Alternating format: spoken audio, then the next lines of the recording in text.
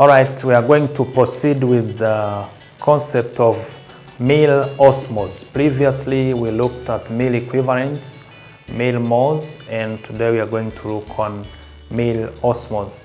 So, the term osmolarity is used to express the strength in osmoles per liter, and it indicates the total ionic concentration of the solution. That is to say that the osmolar concentration reflects the number of particles, in bracket, molecules as well as ions. Now, during Milliosmoles,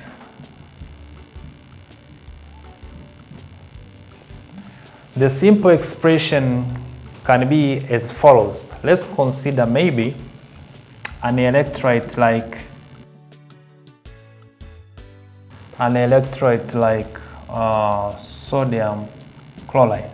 So if sodium chloride dissociates into sodium plus chlorine, this means that 1 millimole of sodium chloride represents 2 milliosmoles. Why?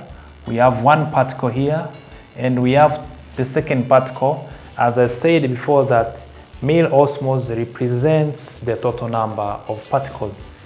This includes molecules and ions. So we have one particle and the next making 2.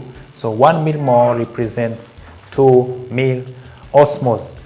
And for a non-electrolyte like dextrose, then it will always have 1 milliosmole because it doesn't dissociate. But if we consider an electrolyte like calcium chloride, upon dissociation it will form calcium plus chlorine, making 2 chlorine ions in solution. So 1 millimole of calcium chloride will represent 3 milliosmoles. Why? Because we have 2 chlorine particles and 1 calcium there, making a total of 3 milliosmoles. All right. So, electrolytes regulate body water volume by establishing the osmotic pressure, which is proportional to the total number of particles in the body. And the osmotic pressure of a solution is expressed in milliosmoles. So that brings us to 2 major equations, meaning that one related when we are dealing with electrolytes and the other one when dealing with non-electrolytes. So when dealing with electrolytes, this is the equation we are going to use when determining the milliosmoles per liter. So milliosmoles per liter will be given by gram of a solute per liter divided by the gram molecular weight of a solute times 100 times 1,000. So gram of solute divided by liter over molecular weight of a solute times 1,000. But remember, this is an electrolyte. If it is an electrolyte, that means it dissociated. If it dissociated, then we need to multiply by the number of particles formed. So the number of particles formed, or milliosmoles, are going to be multiplied on this formula. But for non-electrolyte,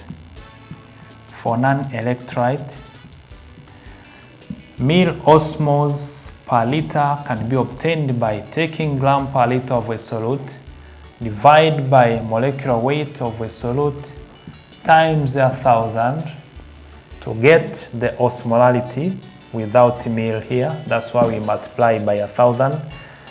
And because it does not dissociate, there is no need of multiplying by the number of particles as shown previously.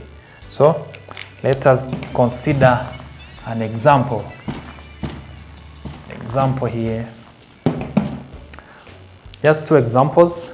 So The first example says a solution contains 5% anhydrous dextrose in water for injection.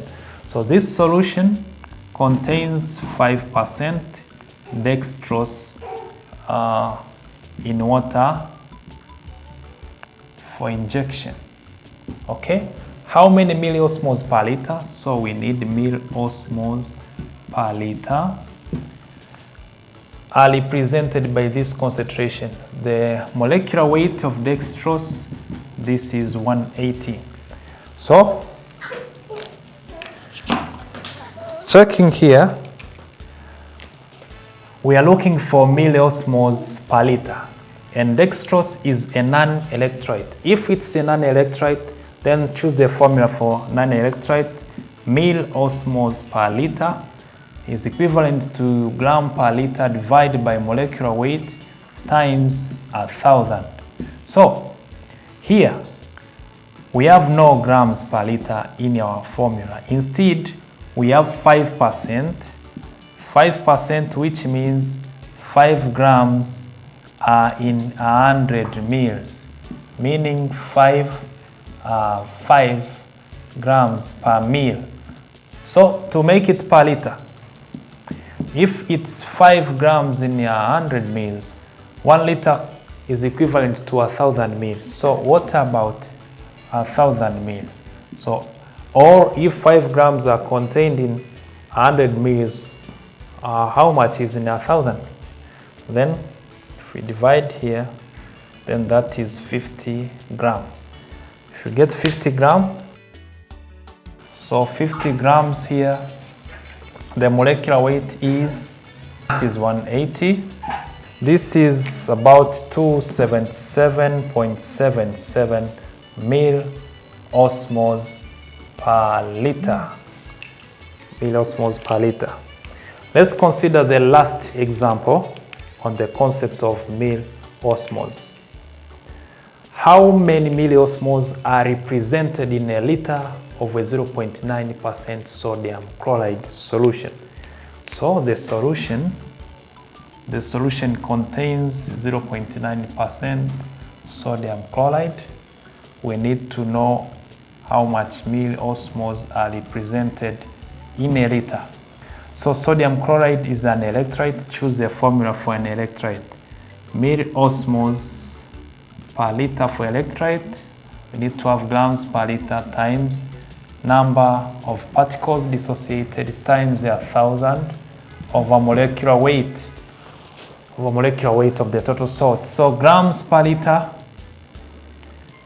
they can be obtained from this 0.9, because 0.9 grams is in 100. So how much is in 1,000? So this is 9 grams. We're going to get 9 grams per liter times number of particles. Sodium chloride, when dissociates, it forms sodium plus chlorine. Then these are 2 particles times 2 times 1,000. The molecular weight of sodium chloride, this is 58.5 milligrams. Then put 58.5 mg. Thereafter, it will be approximately 302. Let us prove this. This is 9 times 2 times 1,000 divided by 58.5. That is 327.6 milliosmoles per liter. Okay, so practice more questions, and that is all about milliosmoles. We're going to jump to the next session about osmolality.